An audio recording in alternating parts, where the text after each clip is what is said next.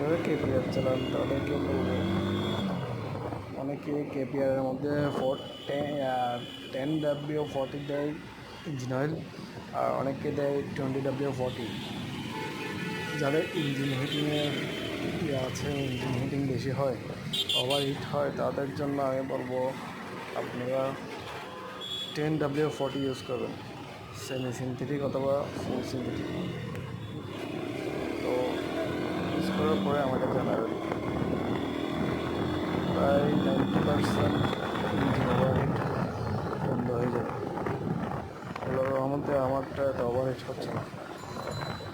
Engine overheat না হওয়ার জন্য আরেকটা আছে কাজ, সেটা আমি পরের ব্লগে বলবো ইনশাল্লাহ।